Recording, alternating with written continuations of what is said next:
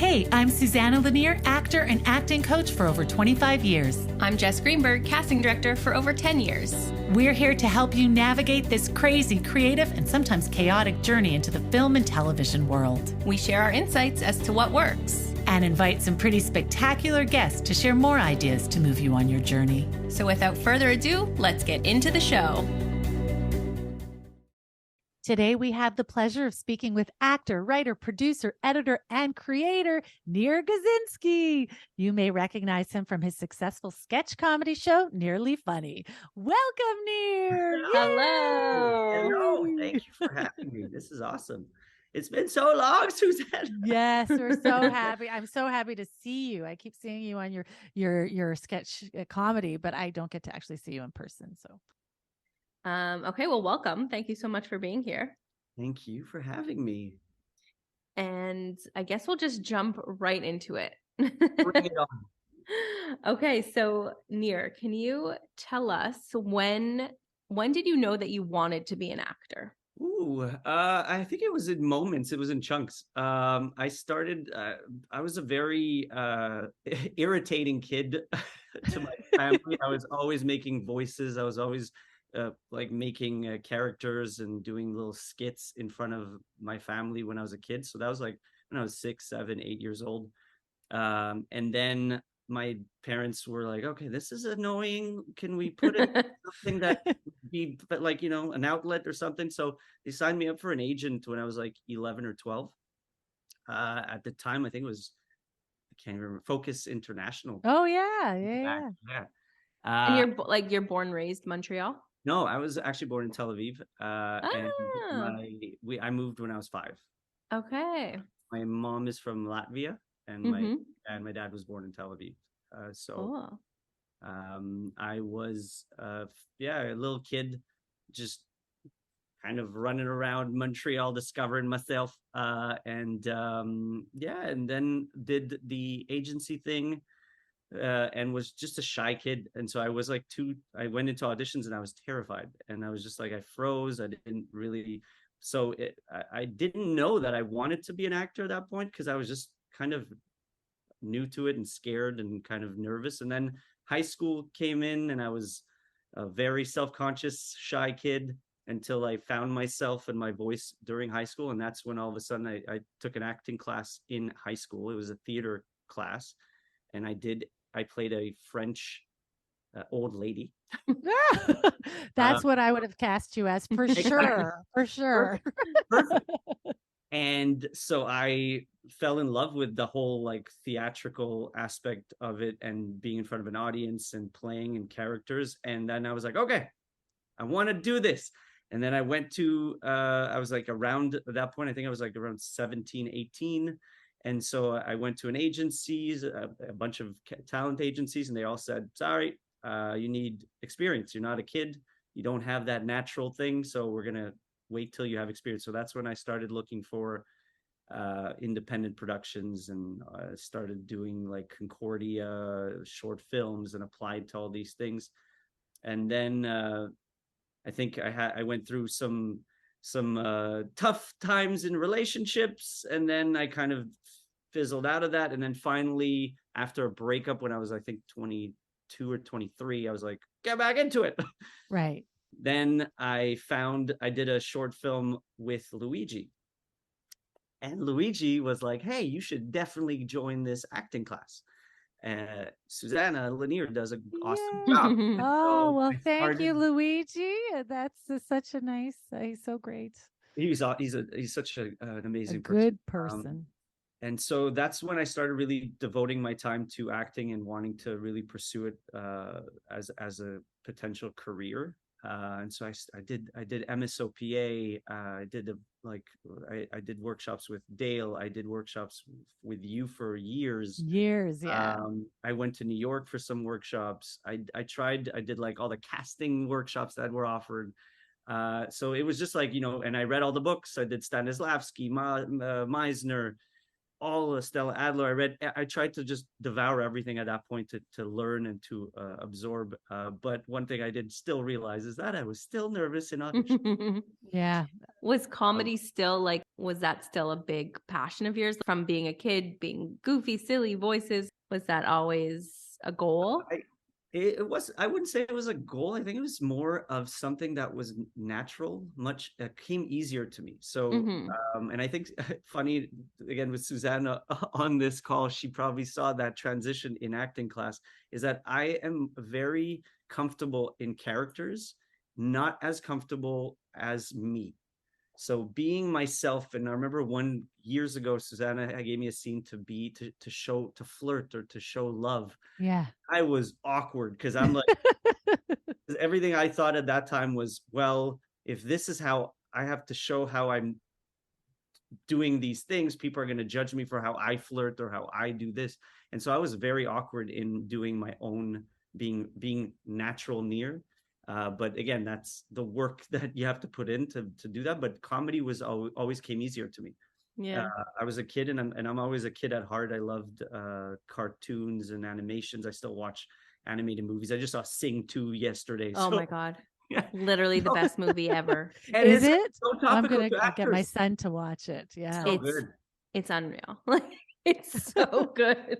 so good. It just But makes it's funny you say that because in high school there was a good theater program in my high school, and I'm not an actor, and I realized really fast after doing theater in high school that I am not an actor. But I remember like I had to like be interested in a guy like in a play that was like walking by, and my instinct was like just to be shy and coy because I'm like I don't know how to flirt. And they're like, no, you have to like show off like in front of this guy. I was like, huh? Like, how do you do that? So I could relate to that, although I But some get it. people have that, like I know that watching actors in class and seeing different actors, you kind of see some people are really good natural actors, and then you Yeah. tell them to be different and they can't. It's like watching Vince Vaughn. It's always the same. He's very natural. He's just himself. He's just very comfortable in that space. And then there are other people like Daniel Day-Lewis or other actors where they're just embodying other people so well. And for me, I think that was always an easier outlet because I was so, I guess, going to psychology and therapy, you kind of like escape yourself. It's like I don't want to be me because me I'm not always comfortable with and I'm self-conscious with. So I'm going to be somebody else, and they can't judge me because, well, if this is the character, I'm like, well, that's how the character is. That's not me. Mm-hmm. So I was always more comfortable in that, and I think that pushed the comedy as well because being funny made me likable as a kid. And so Yeah. it kind of grew as a way to make friends and to fit in because I moved around a lot. We moved from Montreal to Winnipeg, back to Montreal, different schools. So as a kid, that was my outlet to fit in. It was Yeah. being, and it still apparently is because that's all I do. Let's But unpack this. yeah. There. I'm kidding. But Nir, as the years progressed, you are now, and I know, I mean, it's been a couple of years you haven't been in class, but as the years progressed, I mean, your acting did shift a lot from when you started to after you. I mean, I think you were in my class for like 5 years. Am I exact or more even? Like a long time. Yeah. I think it was 8 years. 8 years. Okay. Wow. So yeah, it's fantastic. So, but after the 8 years or during that, after a couple of years, your acting did progress. So you can play now natural characters. You don't need, I mean, you can play yourself in different situations. You don't have to lean in on the characters. What you can play Nir into these different situations. What shifted for you in your acting? What do you do to not be self-conscious when you're acting as Nir in these different situations? I think two things happened. One was I'll throw the name of Meisner in there because I do believe that Meisner was my first kind of oh, okay, you can just listen Yes. and just be in the moment and respond and listen. And I took classes with Jacqueline McClintock Yeah. for 8 weeks, and she was so like phenomenal. And the first thing she told me was that within the first 10 seconds of doing repetition, she was like, "You're analytical." I was like, Mhm. "Yes, I overthink. Yes." And so she made me realize in that class, and Meisner made me realize that you can just listen and be present, and just doing that is enough, and you don't need to overdo things. And then there were also the work that you do in classes, and when you do an audition, you go to a couple of first auditions and they tell you, stop being so big, stop being Yeah. so, bring it down. And so you kind of work on the things that you are lacking or not as strong in, and that's what I was doing in your class and other classes. I was trying to make sure that I was getting that near naturalness, actual like personality out, and not overthink and not do big. And then the second part was my sketches. During the pandemic, I switched a little more to me being in the sketches. I used to just made me focus on the characters that were the bigger characters, which are the ones that do get more the visibility. But I was like forcing myself to include me in the videos, and doing that every day kind of forces you to observe yourself regularly and be like, okay, so, and then kind of get used to it and kind of get more familiar with yourself and how you would respond. And I think that was the shifts that happened to me. But the biggest shifts, I think, is just, as cliche as it is practicing and working on it. Because it wasn't natural to me to be natural, which is kind of weird. Yeah, but I totally get it. And that is what I was thinking. Experience really does help a lot. Like the more you practice, the less self-conscious you are, and then the more you're able to just talk in your natural voice and stop trying to perform. Exactly. Let's say, but it's fine and it's great to have your characters and to be able to lean in on. But I think especially in this industry in Montreal, you also need to play the straight guy, because often you're, barista number 3 and they don't want like Oleg. Like, sometimes What do they you want to do. drink? Yeah, exactly. So I think it's important to be able to have you and your natural voice. And I know you did get there, and you got there quite quickly. But yeah, I think practice went a long way. It's being surrounded by similarly being surrounded by good teachers such as yourself, and being surrounded by good role models, or how you call them, peers. Just being in class with like Sarah Booth, and being Yeah. with Megan Allen and Sabrina and Tracy, and like watching these people, and Jesse Camacho and Alex Wiener. You're just like, you're going, and Nick Walker, you're like standing there going like, okay, I gotta up my game, I gotta work on this. And you absorb all that. And I think that's the beauty of like I remember your showcases just wowing like all of us that were kind of new to the acting industry in Montreal, seeing Katie Breyer and Jesse Camacho and Alex Wiener and all these names that are now doing so well. And you just, it makes you grow faster, and it makes you work harder. I remember like going to home and just being like, okay, I can't just memorize lines. Yeah. Same, because I remember the first few classes I memorized the way I would say lines, so I wouldn't listen. I would just be like regurgitating the same way. So and also being more comfortable with being vulnerable and having comfort in that, and saying like, just fuck it. The more you do it, is the more comfortable I got. I was so not comfortable getting vulnerable. Like we spoke about the whole flirting and getting like showing love.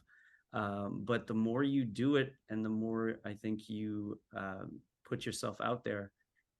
So what did you study in college? You did not study acting. I did management psychology. Oh, I thought you did marketing. That's what I was looking for. Oops. No, but in marketing. So I did management, marketing, Okay. and psychology. So I had a minor in marketing and a major in psychology in the management program at McGill. Okay, cool. And one of again, being raised by immigrants, it was like acting. I was a soccer player and a wannabe actor when I was a kid. That was all I wanted to do. And my parents were just like, just be sure that you have something stable. And soccer at the time was not potential in Montreal. Right. And acting was also, I was very shy. So they were like, well, you seem like you're shy as well. So, but you're not 1% of Hollywood here. So get yourself a degree in something that's going to be, give you stability. And so I didn't know what I wanted to do. And I was like, management is what I can get into. Plus it's a way to make money, stability, and get into the corporate world. And so that's what I did. But I loved psychology. I fell in love with psychology. Um, Well, the psychology, I can see how can really help your acting, having that background in Yeah. psychology, really understanding your characters. But what I was getting at with the question, but I'm going to have to pivot. No, you screwed me, Nir. I was at a whole line here. Damn it. No, I would, because the next question that I had wrote down was, has your marketing helped your acting and or your social media? Now I can see but you really didn't do much marketing. No, I'm just kidding. You did do marketing. I You did. did do marketing I and studied psychology. exactly. I did Okay. study in management and marketing and psychology, and I ended up working for 15 years in a marketing position. So Aha. I knew there was marketing there. I Yeah. knew it. I'm no so I fool. did Okay. do digital marketing and creative marketing for 15 years, and did it help my acting or my social media? I both basically, Both. because both are businesses. Yes. Both are businesses. I think the funny part is that because I was working in marketing, I thought my acting would just be the acting, like the art. Okay. And so I didn't think about the business side of it. I was like, no, I'm the artist. Somebody will think of the business side for me. They'll see my talent and will bring me out there. Right. And you have an agent, so let them do Yeah. business that you had And that. so I Yeah. didn't at all think about it in a strategic, like a marketing or business way, until all of a sudden, the social media platform started to go a little bigger, and hearing a lot of people talk about how acting is a business. And Mhm. it's hard because I heard all these stories about, like, you get typecast, or if you're typecast, maybe lean in on it, and that's your business. Create a website, create this, and focus on your demo reel with this. And I always wanted to fight all of that. And I still fought that even with social media being typecast. I'm like, I can do more than just comedy. I can do more than just one character. And so I think that always kind of delayed me from focusing on the business side of it. I just wanted to create. I just wanted to entertain, and I still do. I still dislike the aspect of having to do administrative work and marketing and thinking and planning and all this strategic things that, as an artist, you just want to perform. I Yeah. know. I totally agree with you. It's, especially your day job is 9 to 5, you're doing marketing. So to have to be like, how am I going to market myself? But I do think that it is an aspect and an education that you have that could certainly help your career. It Yeah. it it can. The other funny part about, I think, me personally, is that I'm really good at helping and seeing things for everybody else but myself. Yeah. So people ask me, like, how should I market my channel? What content should I create? I'm like, what do you like? What do you do? Do this, do this. They're like, what about you? I'm like, well, I want to do everything. I want Right. to still You do see it. Yeah. You like see I it for feel other it's fun. people. I know. Me too. I see everything for everybody else, but for myself, I'm like, I don't know. It's hard. It's just like Hard. like, even for me right now with content, I see more and more that people need to pivot into shorter videos and all that, and I'm just like, I don't want to cut my comedy. Like, I don't want to make it into something very blah blah blah, 30 seconds, 10 seconds, and move on, because that doesn't show the talent that I want to show. Because my Yeah. goal in general is not to get TikTok famous or social media famous. It's to be an actor and to create. And Yeah. so Okay. when people are like, oh, well, you should do this to get more views, I'm like, yeah, but that's not what I want to do. I don't want to just stand there going, the French word for cactus is cactus, ha ha ha. And there are people that do that and make millions of dollars Right. because they have a very specific way of getting visibility, and that's their niche. Yeah. And they build an audience through it. But I'm like, my goal isn't to teach only languages. It's to create potential education through my comedy, but to show that I can create a story with the comedy. So it's harder I find I have a harder time using my marketing skills and knowledge towards it, but it has evolved over the last few years, especially having to deal now with brand deals and companies. I now have to understand more of, like, okay, who am I? What can I offer? What am I worth? I used to, like, and I think a lot of creators and maybe even actors have a hard time gauging how much they're worth because they just Yeah. work, right? Mhm. And I think this leads perfectly back to starting off as a non-union actor. You do things for free, for visibility, and for The what's that word? experience. the experience and demo reels. And I'm not saying not to do it. I just think that you have to also be mindful of not always saying yes to everything just because for free. But now getting into that whole social media game with brands, you have to know that your time is worth more than just a free gift card or a shirt. Well, it's been Crazy. the 8 years that you've spent building up these characters and videos and the community you've built. That is the value, what you've put in. It's not just maybe it takes 8 hours of your time to do one video. It's been the years building up to this. And it has a lot of value because you have a big reach, and that's what you're charging for. You're absolutely right. And there's the like, being in marketing and now dealing with, and I think it's changing a lot, and it's a wild west on social media, and I don't know how it's going to play out because it is hard. You have people and young people, especially young kids, who get opportunities from brands, and they'll take anything. They'll be like, oh, $100, sure. Free clothes, sure. But to your point, one is you've built an audience. You're a brand yourself now, especially when you create, and you're an actor and you create content with your characters, and you're acting and you're writing and you're editing and your like own equipment. All of this adds to value. And the engagement and the reach that you have may not, especially with social media today, may not always pan out to being 1 million views all the time. But the work that you put in and the product that you put out is worth something. And I've dealt with certain brands that are like, as marketers, they didn't know I was in marketing, but they're like, well, we don't know what you're going to be able to do, and we want to see it. So what, you create a video for us, and then we'll see the response, and if we like it and it works, then we'll pay you a little based on that, and based on the click-through rate and the views. I was like, that doesn't work. You as a company, if you needed an ad of 15 or 30 seconds without social media, without actors or creators, what would you do? You would go to an agency. They would charge you a retainer or a flat fee of a certain amount. Then they would get actors and crew, which would charge you as well. You would probably be looking at $10,000 to $20,000 for one ad. Minimum. And instead, you charge $100 to creators who do everything for you. You're not even giving them a script. You're telling them to come up with something. Yeah. And you're using their audience, and you're getting a targeted audience because it's specific to the niche that you're in. So I was like, I don't buy it. I'm in marketing. I know exactly how it works when you hire an agency. So it's BS what you're telling me. Pay the people what they deserve. I'm not saying that you're going to pay $20,000 for one artist who has 4,000 followers and does 15 seconds with a camera in front of him, but pay them accordingly to what you're saving a ton of money regardless. Like, even for high-end people, unless you got millions of followers and you're charging $100,000 a post, most people get a range that is way beneath the rate that they're getting for actual ads. And I think what is also, as an actor, is also concerning to me on the flip side of it is that we're moving towards a lot of these companies and brands skipping ads and skipping on commercials because they're saving money.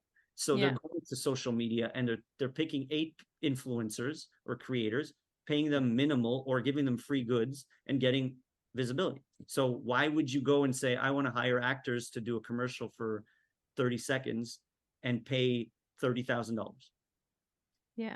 The return on investment there, and when you put it on TV, you don't even know if it's going to get the right reach and visibility. So that to me is concern as an actor, and I think, and that was one of the reasons I was hoping to, jump into the social media game, is to be like, look, actors can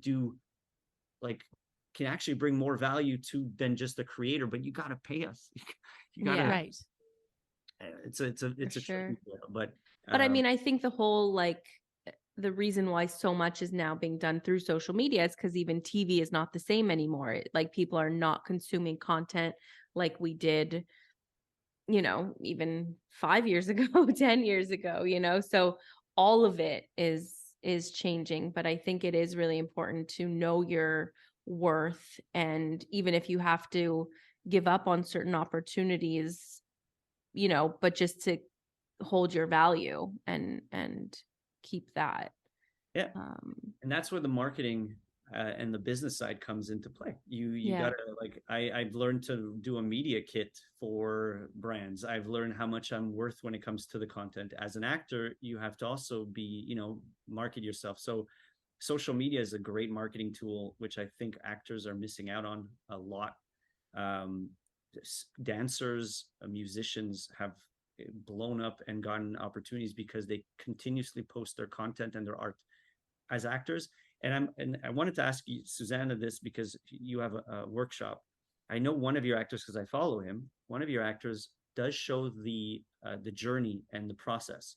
So Eric, yeah. I think I'm not sure his name, if it's Eric, but on his TikTok, he shows like, this is what my first class, and this is my yeah, final. It's Eric Gerardo. I love him. He's Yeah. such a great, such a lovely person. So he's onto something, and I think it's missing in the acting side of the arts. Musicians show you like, okay, I'm going to put the beat like this, and then I'm going to put this tone, and here's the song, and people love watching the process. And actors don't do it enough. And I don't know if it's because in acting class people are not allowed or afraid to show. You're allowed in my class. Anybody of my students listening, please showcase. It's good for me. It's good for you. I love it. I love it. I love it. And I've told them in class. I've told Eric, thank you. Like, I've had 3 students come to me. From a guy from Vancouver came to my class because it was watching his video. It's like crazy. That's marketing. That is the new marketing, and actors, and just like, because celebrities are the ones that, they used to be on all the magazines. Now you don't see many celebrities online, except the few that started jumping in on it and are understanding that this is the new generation of advertising and marketing yourself. And actors could do more like monologues. Do monologues every week, every day, or whatever. Show characters that you're doing. If you want a part, the behind the scenes. Yeah. How do you come up with that character? How do you work on this line? How do you do the audition? The hard part for actors, and I understand why there's also a little bit of a struggle with it, is because we can't show scenes that we're preparing for auditions. We can't show that because you can't give away lines from an upcoming show and movie. So you can't necessarily show a process on that, which would be awesome to see, but you can't. But can you bank them, and then when the show's released? Yeah. There's a girl that does that. There's a girl. That's cool, right? I mean, like literally a year and a half later. Well, sometimes, but sometimes not, right? And I think that's a cool concept. You show, like, you audition for Ghosts, let's say, and then it airs, and then you could show, this is who they cast, and this was my audition. There's a girl that does that. Like, that's so cool. She's from New York. She's been doing that, and she's been growing. Like, she started off by talking about the acting industry, but that's also another thing, is talking about the industry, talking about your career. Actors are missing out, especially because I think there's a stigma on social media still. And I think it's breaking a little bit, because 8 years ago, I remember it was huge. But nowadays, I think that there's an opportunity that, and I think, Jesse, I heard you say it at some point, that some directors and producers and casting sometimes see people online and they're like, oh, I think that person would be great for even just for the audition for this character. And I think a lot of actors are missing out on that opportunity to show their process and their journey and all of that. So that's great, Nir. And that's another question. And I wanted to ask you, has your social media benefited your acting? Yes and no. Okay. So, like I alluded to a little bit about the industry and the stigma. I think on one side of things, I have gotten, again, when it comes to my acting, brand deals to me is a success. The fact that I'm able to get more revenue off of brand deals than acting last year was insane. And so for that 100%, the visibility that I got from doing social media and acting on social media has been fantastic. And could not be more grateful and surprised by all of it. On the flip side of it, it also got me some people, other actors in the community, in different communities. Like I met somebody from Toronto, but that's also due to when I was doing a lot of the Monday Motivation artist. I was reaching out to different artists, but I found this lady her name's Jen Gardner. She's amazing, from Toronto. She's like she's like a superstar. She does like everything. She has 5 kids. Like, she bakes, she's acting. Oh my God. Amazing. she I like hate her already. my videos on TikTok and Instagram or something, and we started connecting through that. And then I interviewed her for the artist motivation, and then she invited me to be part of her like web series TV show right now that she's working on. So there's been some actors in the community that have been like, I love your work. I think you'd be great for this part. Let's do this together. As the industry, no, I don't think it's changed much for me. I've not gotten more opportunities in auditions. I still do mainly 1-line, 2-line actor roles. Yes, I've potentially gotten a few more auditions here and there, but I don't know if it's due to social media. I have no idea. I wonder if I'm typecast because of social media as comedy only, so I may not get as many opportunities in dramatic roles. But I did get transplant, so like I wouldn't say nothing's changed. Like, first off, you said your acting, you got more comfortable looking in the camera from you're with a great agent. Yes. You have booked a lot of roles. Fairly, last year was the best year I've ever had. Yes. Yeah. So,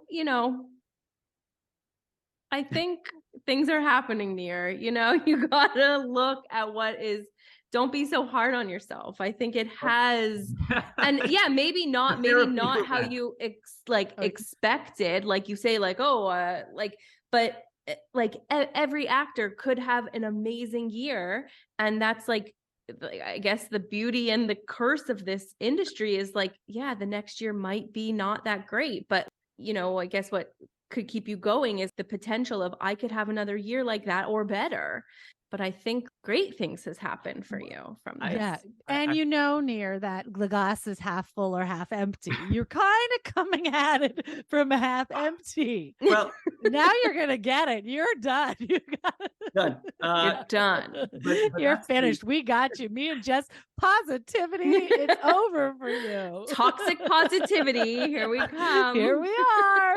But you're right on the aspect. Yes, we are. I'm very hard on myself. But the question, like, to me, and again, and maybe it's the phrasing of the question: has my social media content gotten me, my career in acting, any like success? And I can't. In a sense, I can't answer that really because I don't know. I don't know behind the scenes what I do know sometimes, because when you're behind a computer and a screen, you don't get the information or the feedback from people in the industry as much as you do from people that are following you and putting comments on. I only hear sometimes when I go to networking events where people are like, oh, I know you because I see your videos. I love your videos. So I kind of go, okay, people know the videos. They see me because I'm putting my work out there.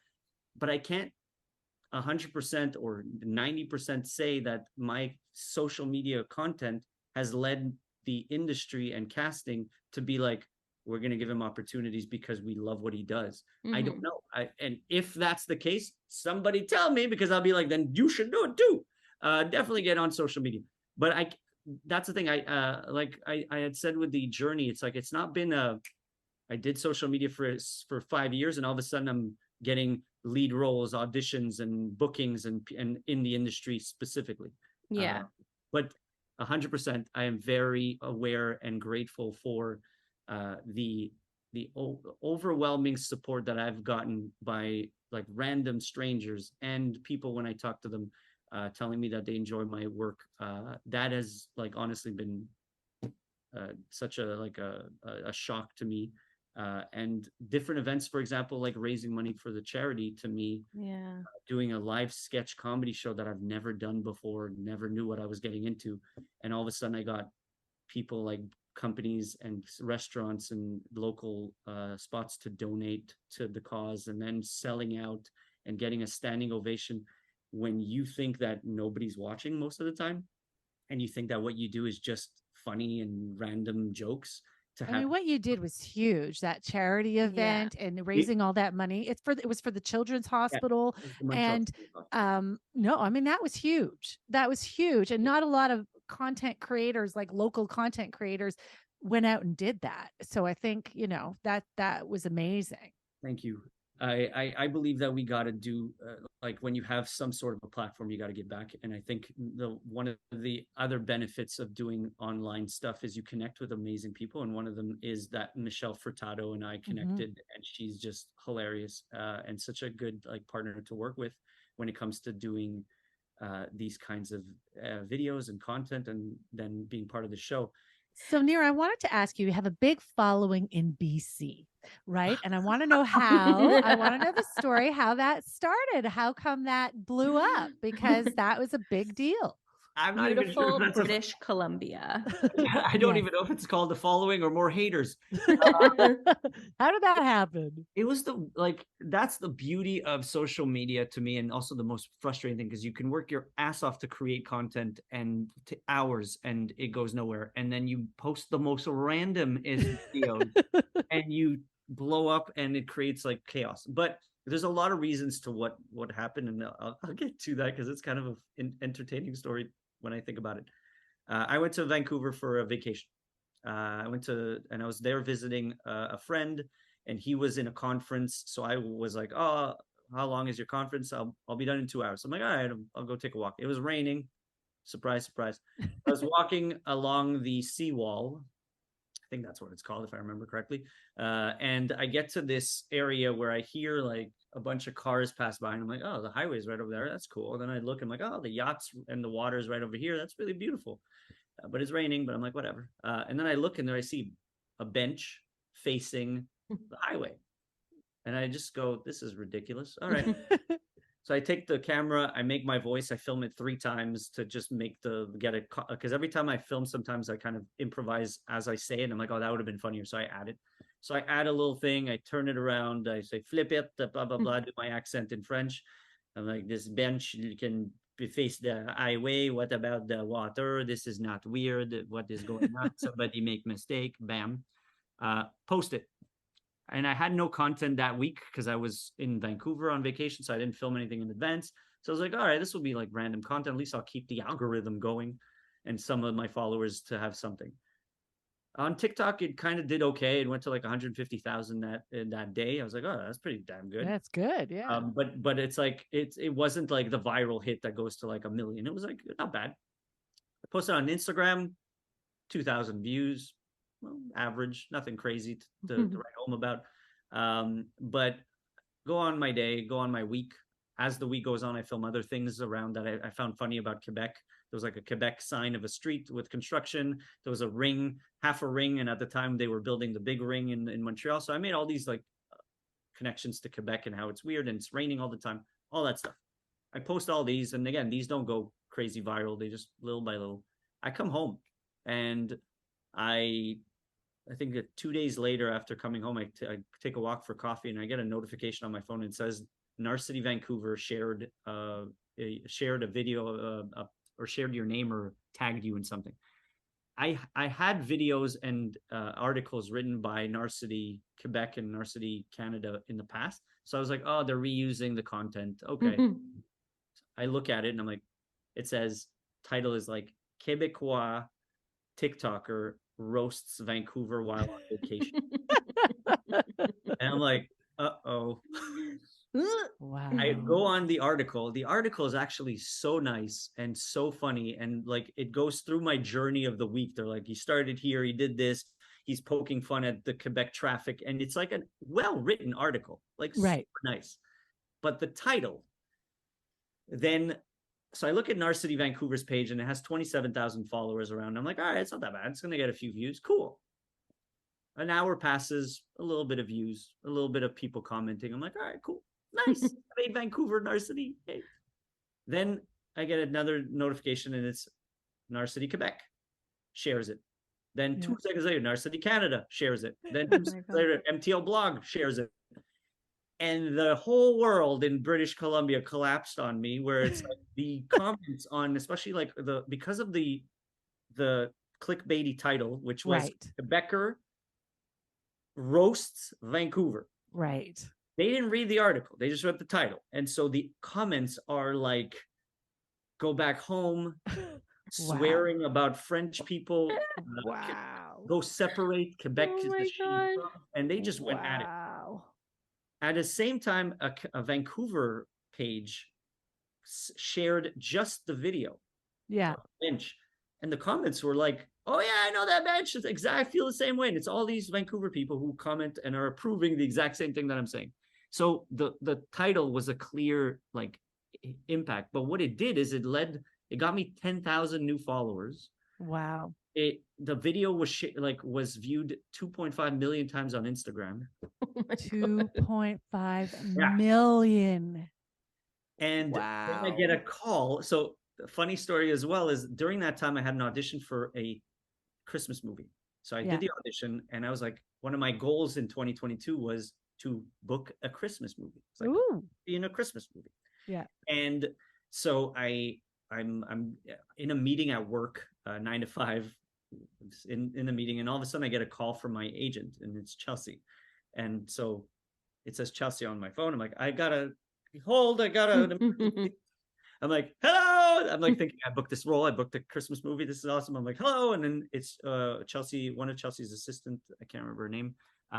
But she goes, hi. So we have a request from a radio show in Vancouver. I was like, what? About TikTok you did? Oh I was like, my God. so this radio station, CBC Radio Vancouver, in French, contacted Chelsea and wanted to interview me the next day about this video. And so I had to do a French interview on CBC Radio Vancouver in the like 8 in the morning my time, or 8 in the morning their time. Yeah. And talking about the whole thing. And so that was just a crazy experience. But again, here's the funny moments of like, there's the momentum.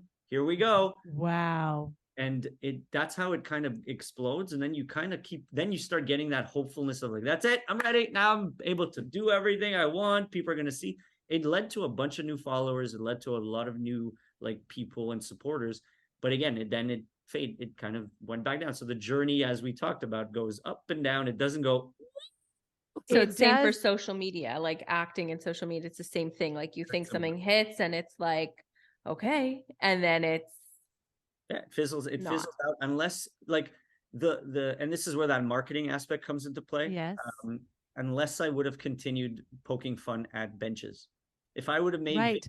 video after that, but like you didn't want to do that. So Vancouver was funny because I was like, how do I get back to Vancouver now with everybody just angry at me? But I'll be back to Vancouver and I'll find that bench and I'll sit down on it and I'll make nice. Yeah, try to make your friends That's back so in funny. Vancouver. That's hilarious. It was a crazy, wild couple of weeks for sure. Yeah, must have been. Excellent. Well, look, we will have to slowly start to wrap this up. But I do want to know what's the vision now for your career? You for the next few years of your life. Where do you see the social media, your acting, your life? Any big visions, big dreams?